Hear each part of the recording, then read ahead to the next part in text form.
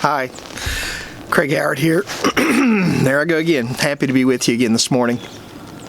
I just got thinking about something. Let me ask you a question. Have you ever really been scared? Just really frightened.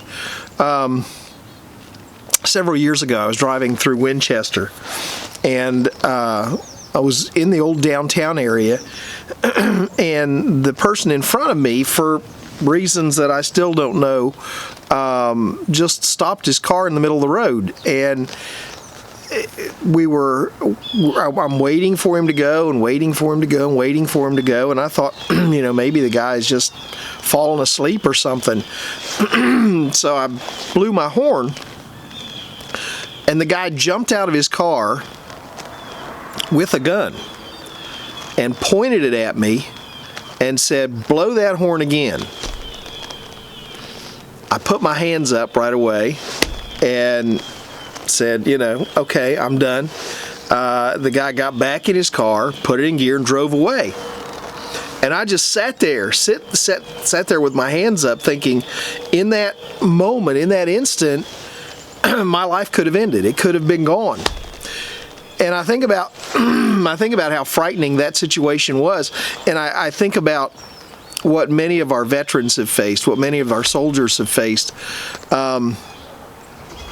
There's a man in my church by the name of Arthur Wetzel, and Arthur was in one of the worst battles in Korea. I don't remember the name. The battle was named. Not many battles get named, but that battle was named. He was commanded, his group, I don't remember whether it was a battalion or whatever, but it was a group of, I think, 275 men in his group. And they were commanded to hold this ridge through the night. They dug in foxholes, and that night the North Koreans sent wave after wave, thousands of soldiers against them. Of the, I think, almost 300 men, 275, 300 men that went up there, only 75 came off that ridge the next morning.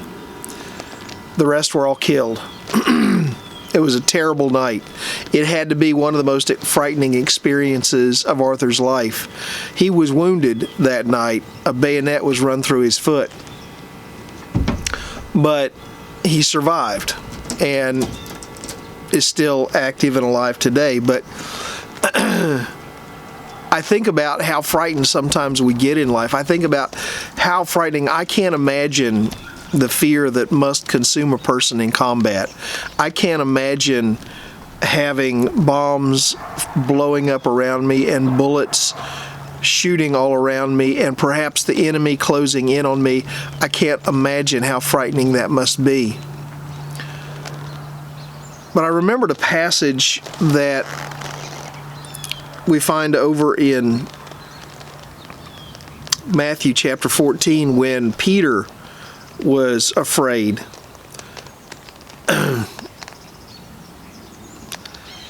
Peter saw Jesus coming to them walking on the water, and Peter asked, "Lord, if it's you, let me come to you also." And that sounded, very exciting and very brave. Sometimes war seems like it's going to be something exciting or glorious or whatever, but it never is. So Jesus told Peter, "Come." And Peter came out of the boat and walked on the water to Jesus. But when he saw the wind was boisterous, he was afraid, and beginning to sink, he cried out, saying, "Lord, save me." And immediately Jesus stretched out his hand and caught him. Hopefully you will never have to experience combat. If you're a veteran watching this morning and you've been through combat, or if you're just a veteran that never had to experience combat, I want to say sincerely from the bottom of my heart, thank you for your service. But if that still doesn't, whether you're a veteran or not, you probably understand what fear is. Maybe it's watching a sick child. Maybe it's, I don't know. It's hard to compare anything to the fear of combat, but fear is fear. And the thing is, all of us are going to face fear at one time or another, in one situation or another. Peter saw the waves around him, saw everything around him that was threatening his life, and he was afraid, and he began to sink. But when he cried out, immediately Jesus reached down and took hold of him and helped him up.